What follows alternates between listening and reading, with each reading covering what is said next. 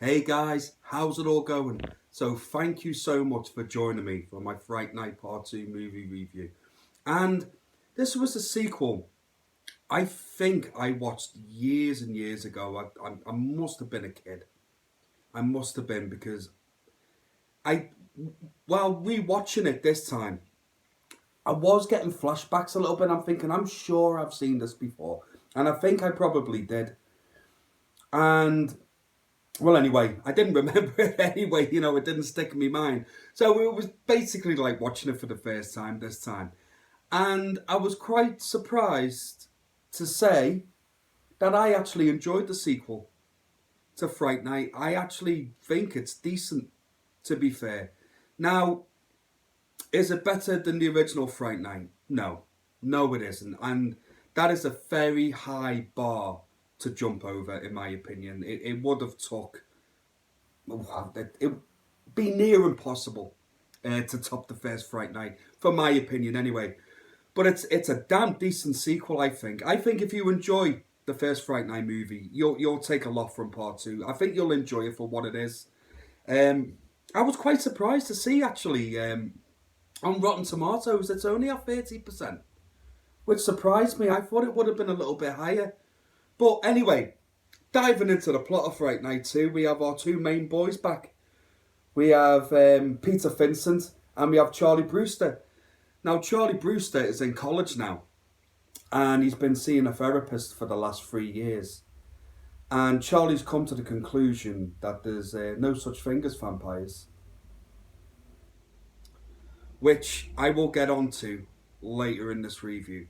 But he doesn't believe in vampires anymore. He thought that his neighbour, God, well, why is his name absolutely escaping me?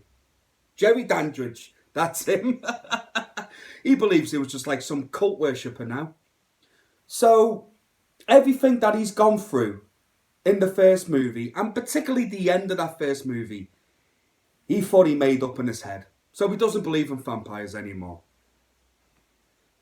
So, unfortunately for Charlie, though, a group of vampires move into Peter Vincent's building. And unfortunately for Charlie, one of them actually turns out to be Jerry's sister. And even more unfortunately for Charlie, she does not like him very much. And she decides to seduce him, bite him, and just pretty much play around with him, really. Just, it's like a cat playing with a mouse, just playing with the food before they strike. And Charlie then has to try and convince Peter Vincent that they are vampires. That doesn't go well, but Peter Vincent finally does find out that they are vampires. And then Peter Vincent is going to try and convince Charlie that vampires are real. And then it goes back and forth like that for a bit until we get to the point in the movie where they both believe in vampires again, right? And then they've got to try and take him out. And that's generally the plot of the movie. It's very similar to the first one in a lot of ways, which isn't a bad thing, in my opinion.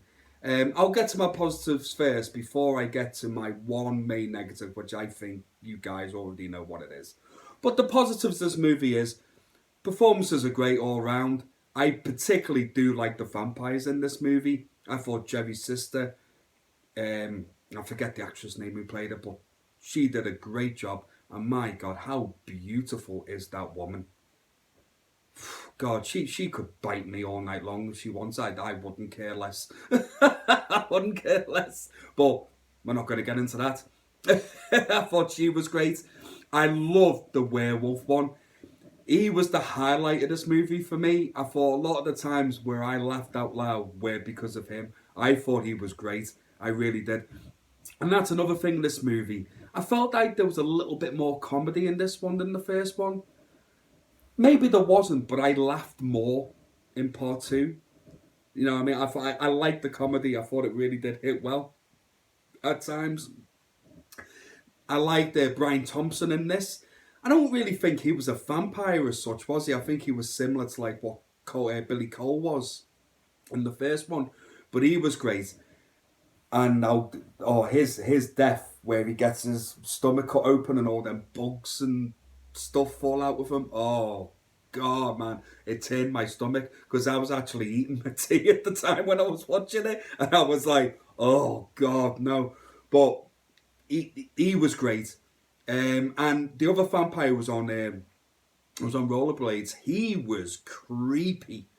Like, is when he took that young girl out in the hallway in the school by the lockers, where he's just like rolling down the hallway, and I generally creeped me out. I thought that is a horrible vision. That you wouldn't want to see that coming at you. You know what I mean? And I have to and I have to say this, guys. I really do.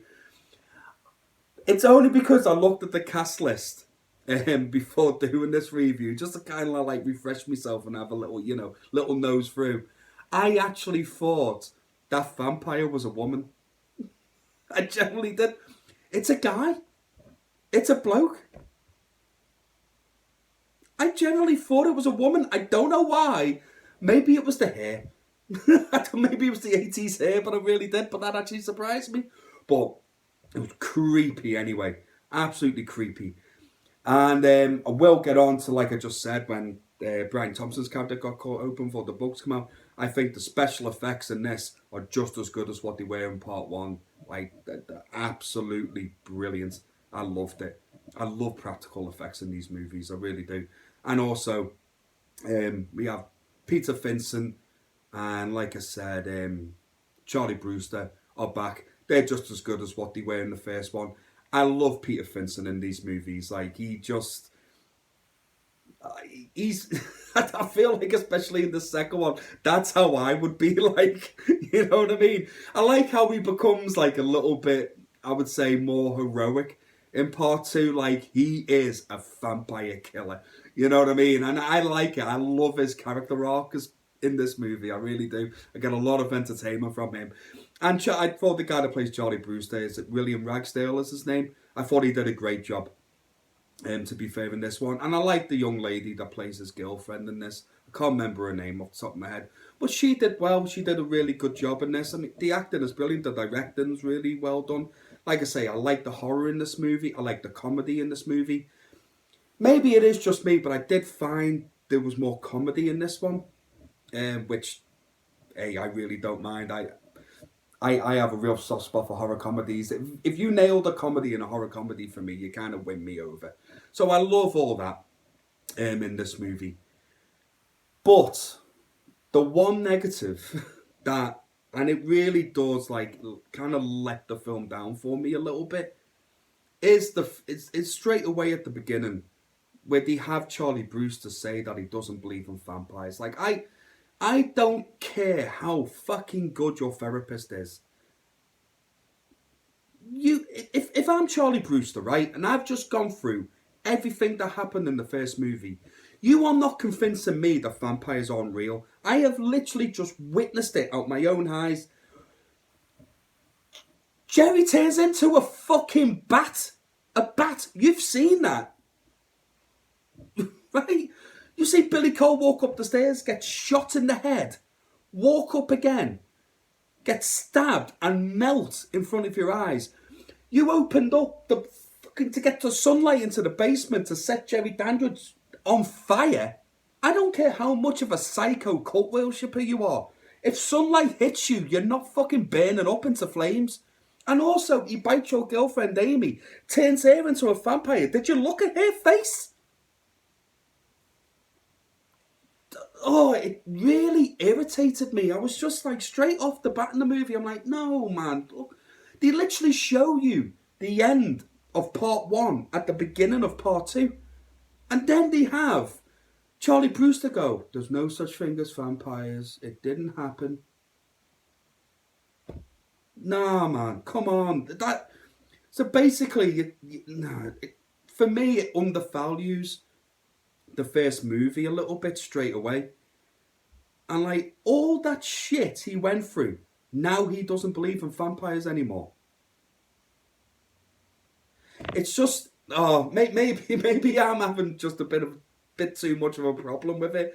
But I don't like that. I don't. I thought it was dumb. I thought it was a stupid decision to go with. There's like 1,000 better ways you could have started this sequel for me.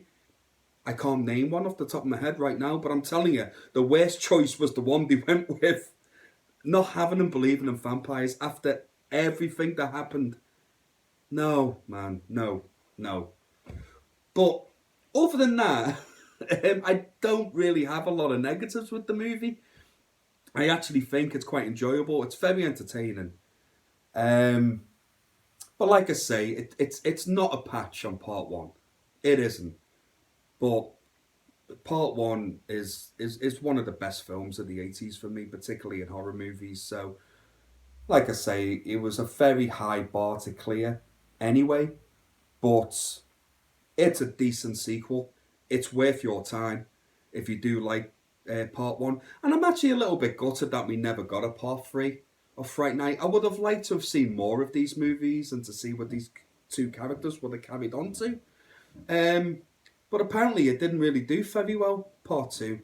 Or it wasn't put into a lot of cinemas, a lot of theatres, by the sounds of it, because there was a bit of a, if we don't know, there was a bit of a tragedy that happened. I think, if I remember right, and I could have this wrong, and I hope I don't have this wrong, but I think it was the producers of Fright Night was murdered by the sons. I think, or something. I could be. There is something like that anyway, and it kind of had like a dark cloud over the production in the movie. I feel something like that. I think there's me mate actually on YouTube channel Fever Dreamland. Check it, Fever Dreamland Theatre. I'm sorry, mate. I do know your channel. I do know your channel's name.